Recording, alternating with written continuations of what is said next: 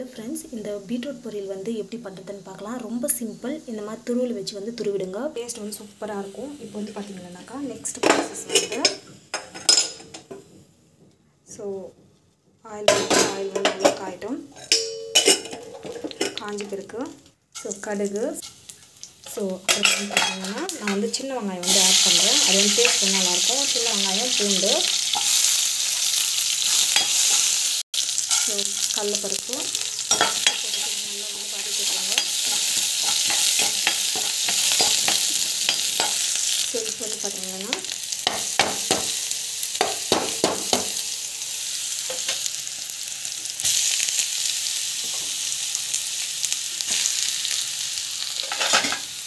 நல்லா வந்து இது வதக்கிக்கோங்க.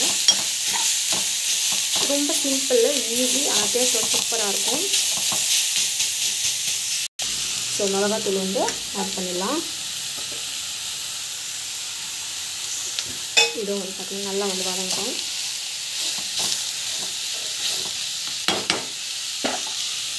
பெருங்காயம், உப்பு வந்து ஆட் பண்ணலாம். உப்பு ஆட் பண்ண பிறகு நல்லா வந்து வதக்கிடலாம்.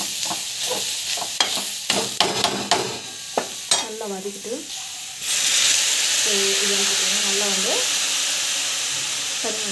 இது வந்து பார்த்திங்கன்னா நல்லா வந்து வதங்கணும். அப்படியே வந்து வேகட்டும். சிம்மில் வந்து வச்சுருக்கோம். நல்லா வந்து வேகணும். கொஞ்ச நேரம் ஒரு 10 to 15 மினிட்ஸ் வந்தால் போதும். நம்மளுக்கு வந்து பார்த்திங்கன்னா சூப்பராக வந்து ரெடி ஆகிடும்.